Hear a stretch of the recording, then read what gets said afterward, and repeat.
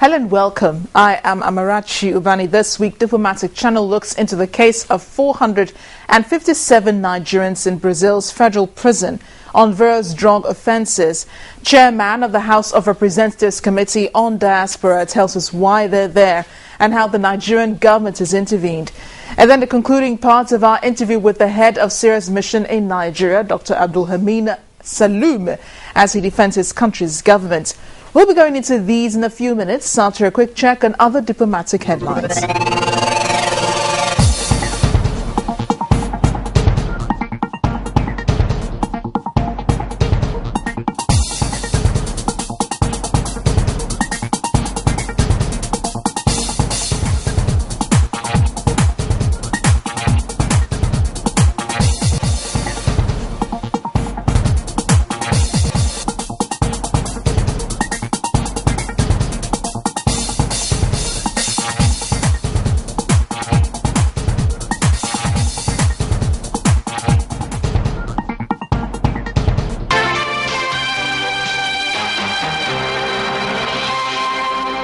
Now, the case of a 72-year-old Nigerian woman in Brazil's federal prison, that's what caught the attention of the House of Representatives Committee on Diaspora.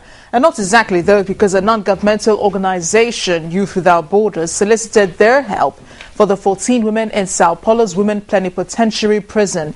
Chairman of the committee, Honorable Abike Dabiri Erewa, tells us more in this interview.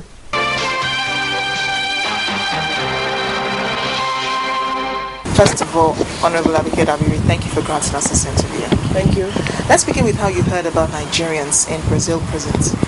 Well, there's this NGO set up by a set of Nigerian twins, 26-year-old girls, Taiwo and Kehinde Afolabi.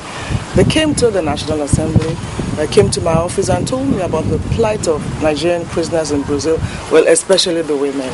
And they told us about the case of a 72-year-old woman who was in prison, and they felt, well, something can be done or it's something that could be looked into. We assured them that someday we will come on oversight there, and we did. And it was very emotional, it was very touching. How Three of us, just 3 days ago. Myself, the Deputy Chairman, Honorable Betty Apiafi, and Honorable Abdulrahman Terab, were the three-man delegation from the Committee on Diaspora, accompanied by the consular officer in Brazil, Mrs. Jane Okocha, and the twins.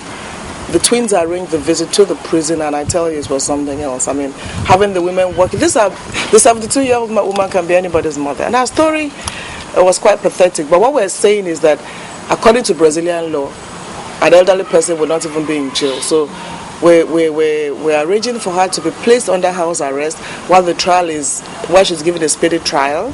And if she's guilty, too bad. But if she's not, I'm sure the law will take its course. But what struck you most about her case? Is it just her age or the fact that, she was into drug trafficking? Well, when you hear that a 72-year-old woman is arrested for drugs, you wonder what's going on. But her story is that she wasn't feeling well. She has a hip problem. You could say she has a hip problem. And then some pastor said, look, it's okay, we'll take you to Brazil for medical treatment. She was sent to Brazil, but when she got there, no medical treatment was forthcoming. So through one Patricia there in Brazil, somebody came to her and said, don't worry, Mama, you go back home, take this bag. When you get there, somebody's going to receive you, and then we'll arrange some form of medicals again for you. But what I think attracted the people at the airport was the fact that her visa expired 1 day after she got to Brazil. And she didn't even know where Brazil was or what it was all about. So it's not for us to believe or not believe her story. The law will take its course, but the fact was that she was found with drugs. And, at a point, the woman held myself and Betty's hands and said, please, I don't want to die here. I want to come back to Lagos. So ours is, well, let the law take its course. She hasn't been tried. She's been there since September. And September last year. She hasn't even got on the trial. Some Fausad Aboy Day. So ours is, even if, no matter what, we're Nigerians and we should look into these cases. And of course, for the other 13 women, virtually all of them accepted that they did drugs. And that it was out of poverty, desperation, One pathetic one was the woman who wanted money to cure her daughter's heart ailment. The daughter died last month. But the message to them is, it doesn't matter. Nothing should make you do this. Out of 14 of them, I think about 10 or 11 admitted we did this thing, about 3. The 72-year-old woman, there's another 61-year-old woman who also claims she didn't know what she was. She has 10 children actually, and we're going to communicate with her children. But talking about the agreement where, the agreement that you said was signed back in 2009 about, Nigerians coming back home to serve their sentences, who does it really pay? Whether it pays or not, I don't think is the point. Now, the point is that we are becoming nuisances to these countries, and they also have to protect themselves. So if they say, well, when they get here, if you want them, or rather we want you to have them, but there has to be an agreement. I think what matters now is that what do we do about the increasing number of prisons? But it's not only Brazil. Brazil is the most current one, and Brazil more because it's now more difficult to go through Asia. Indonesia, Thailand, and some other countries, they will kill them once you're caught with drugs. So I think we should really look at the fact that why are we having this increasing number, and we have to do something about it. I don't think we're paying enough attention. Well, there are some people who have been ignorant of the fact that they were carrying drugs. I know someone who said that something was planted in his luggage. He didn't know. That cases of people who do not even know what packages are being given to transport. What is your advice for the unassuming traveler, especially one who plies the Brazil route or routes that are known for drug trafficking? There should be a massive awareness program, because really you could see some level of ignorance in some of them, especially the older ones. It was obvious that they were actually ignorant. In some, it could be 1%, 2%. It's obvious. So there should be a level of measure of awareness. If somebody gives you something, look at it, search it.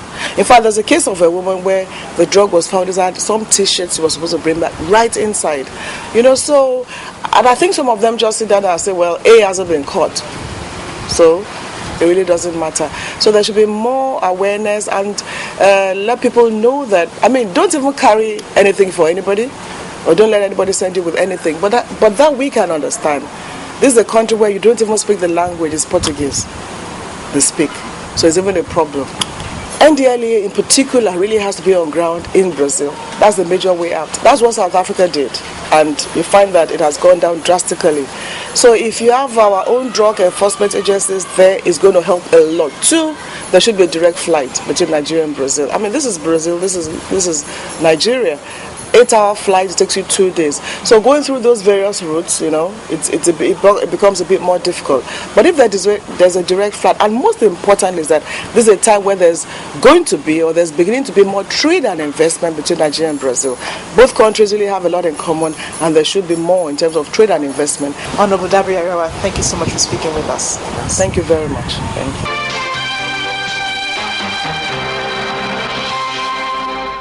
When we come back after the break, we head to Syria. Though the government has agreed to peace plans by the UN Arab League envoy, leaders at a summit in Istanbul, Turkey, say their government will be funding the rebel fighting against President Bashar al-Assad.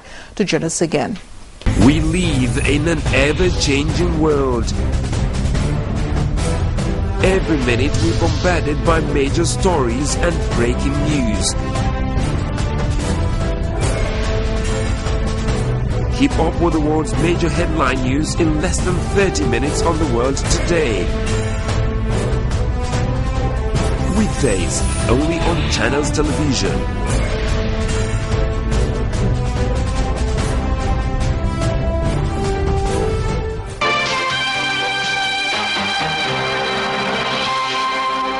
Welcome back. You're still watching Diplomatic Channel on Channels Television with me, Amarachi Ubani. 70 Western and Arab foreign ministers over the weekend said they would be paying salaries to rebels fighting the government of President Bashar al-Assad.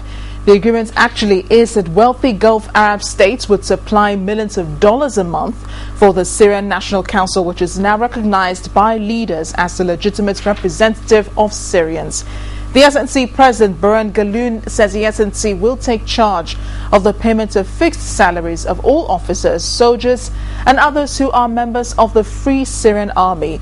To get a clearer picture on what's going on in Syria, I spoke earlier with Professor Isaac Mbachu at the Nigerian Defense Academy in Kaduna.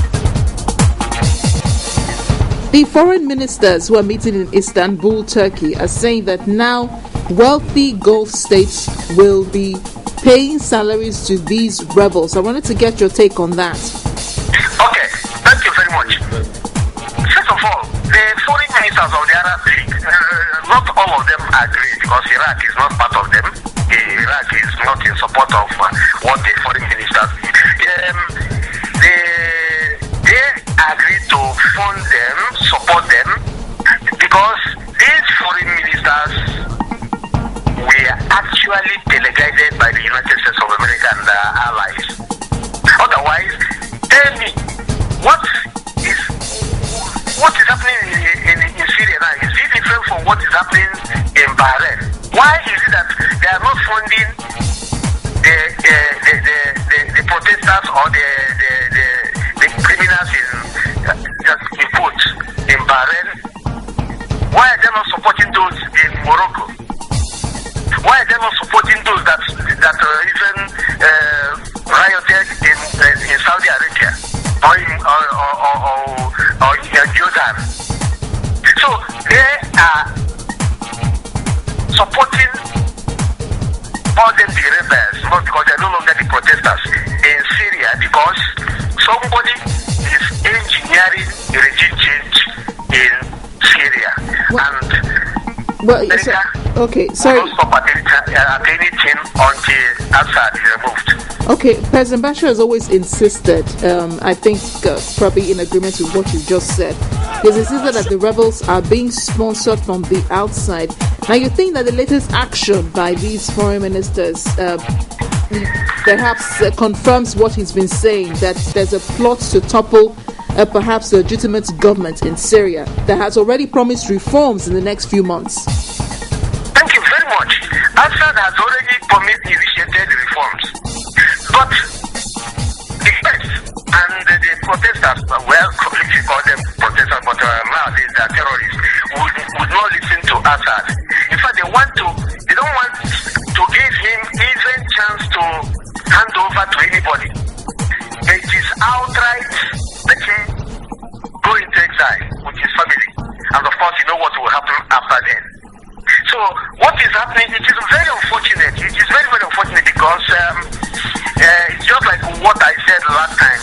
In international politics, the strong take what they can. The weak surrender what they must. So this is international politics. It is a field of outrageous paradox, of selective morality and double standards. Why I'm saying this is that what is happening in Syria, why not use the same yardstick? Why not apply the same thing to Bahrain, the same thing to Jordan, the same thing to Saudi Arabia? The reason is that Syria is a force to be reckoned with in the Middle East, and it has been the long desire of the United States of America to dismantle Syria that is allied to Iran. In fact, by targeting Assad, by trying to remove Assad, destabilize his regime, they are indirectly also attacking Iran because Syria and Iran are very close. Okay, now the foreign leaders are recognizing the Syrian National Council as a legitimate government. And the same thing was done in Tunisia. We saw that I think it was almost the same thing. It was also called the SNC. It was also done in Libya. What sort of precedent is this setting for the international community, supporting rebels against a sitting government? It's a selective morality. They are supporting these people. Okay, these members of Arab League you mentioned, the foreign ministers of Arab League, who are they? These are the people that are piloted or instigated by the West. Some of them do not agree to what is happening. In fact, that is why China and Russia vetoed. Because if you are instigating terrorists to destabilize a sitting government, a legitimate government, no matter, even though the government may not be democratic. Remember that very soon, the same thing will happen in China. The same thing will happen in Russia. It may happen in any other country of the world. So it is a very, very dangerous game. It is assuming a dangerous dimension in international politics. But it is not a new thing. It is not a new thing because in international politics, victim first, morality later. And for this constitutes the fundamental principle of international politics. It is not new, but the question is how long would we allow this type of thing to continue? Well, thank you so much, Professor Mbatri, for speaking with us. Thank you very much, Amarachi. Thank you. Well, Syria, of course, believes much of the infighting is being influenced by the outside, something Dr. Abdulhamid Saloom, Syria's head of mission in Nigeria, made clear to us last week. And this week, he continues the defense of his country's government.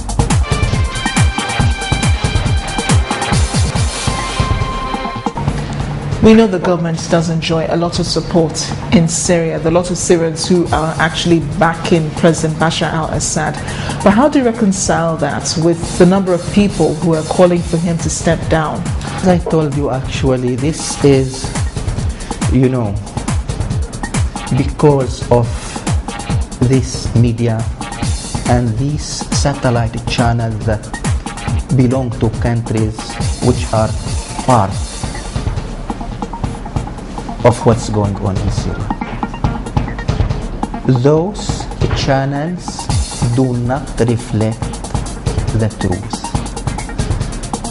You are right that the majority of the people actually they are supporting Bashar Assad and the reforms program that he is carrying out. They are supporting that. And I can also assure you that the Western leaders know this reality, but they don't want to admit. But recently, some of the officials in the West started to declare that they miscalculated the popularity of Bashar Assad, and he has a very large support from his people. So they don't want to reflect the truth, because as I said, they have certain schemes, and even they defend the terrorists. Some of the Western countries, they send what they call journalists into Syria. How did they send them? By smuggling them from the Lebanese territory into the Syrian territory. But that's because it was believed that Syria closed its borders to international media. Not at all. It's not correct. In the past 2 months, more than 200 journalist delegations have been licensed and authorized and granted visas to come to Syria, and they came. But those who are not real journalists, who are not coming for the purpose of transporting the truth, those only who infiltrated into Syria through the borders by the help of the armed groups. How did they know them? By the help of the armed groups, they entered from Lebanon into Syria. So how did they know them? How did they know them? How did they meet them at the border and they smuggled them into even the hut area in homes and protected them? And when the government units entered homes, those people were, surrounded. there was the International Red Crescent and the International Red Cross and the Syrian Red Crescent trying to help them move out of this hot area. But the armed groups did not let them. Why? Because there have been, this is my opinion of course, there have been among them military and intelligence experts. Well, speaking about journalists, you've heard that some international journalists have lost their lives in Syria. Would you say that these people died from terrorist attacks, as you have mentioned at the beginning? They're the ones you said were perpetrating the violence. Or was it maybe as a result of a mistake from the government trying to clamp down on these so-called terrorists, and they have been caught in the cross? No, the government is not responsible whatsoever about what happened to these journalists. Syria facilitated the entrance of all journalists, contrary to what some channels claim. They facilitated and they issued more than 200 authorizations for journalist delegations, and they came into Syria. But they came legally and regularly, not by infiltrating through the borders with Turkey or through the borders with Lebanon. The government asked these people to come, and they welcomed them, because the government knows where are the dangerous places, where are the hot zones that they should evade to be on the safe side. That was only the role of the government. We never asked any journalist, to be, except to be only objective. But there was no limit to their jobs. No limit. But some journalists who entered into Syria secretly and who have been smuggled by armed groups, and I don't know how did they know those people. What is the relation between them? How did these armed groups knew about the journalists and they smuggled them from the Lebanese border into the Syrian border? I mean, this is a question. It means these are coming under the title of journalists, but actually they have other missions. Well, the international community has already placed sanctions on President Bashar al-Assad and his government. How does Syria cope with these sanctions? Well, actually they imposed sanctions against the Syrian people. And the one who was affected negatively by these sanctions, they are the Syrian people. But you know that Syria is an agricultural country. And we thank God that in Syria we eat from what we grow and we wear from what we make. And this is a lot from the negative effects of these sanctions against our people. And I can tell you that even these sanctions contradict all human rights norms to impose sanctions against a certain people. This is contrary to human rights values and norms, and even to the humanitarian international law. Well, at the beginning of these protests, the government said it was making reforms, some of the reforms that you have already mentioned. But the protests continue. It's been 1 year after. Where does Syria go from here? The government is persisting in the reforms program, in a roadmap of reforms to Syria. And the government is proceeding in this path. Violence in Syria maybe will be for some time. Why? Because some parties in the region and behind, they are supporting these armed groups by arts, by money, by experts, by everything. Those who claim to be careful and jealous about the Syrian people, I do call them through your channel. If you are honest in this, if you are sincere in your declarations that you want the interests of Syrian people, I ask you to do only something.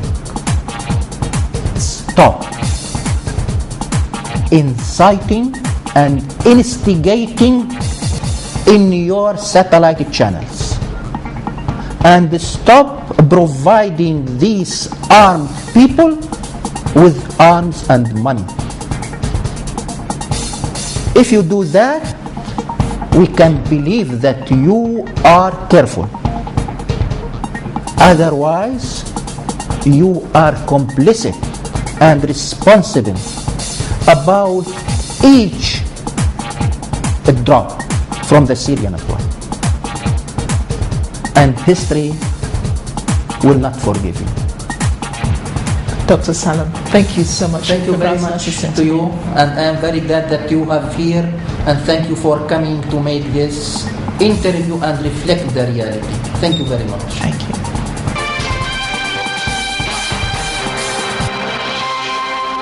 And that's it on the program this week. You can send your comments via Diplomatic Channel at channelstv.com. Join the discussion on Facebook or begin one of your own. Go to www.facebook.com/Diplomatic Channel. I am Amarachi Ubani. Have a good week.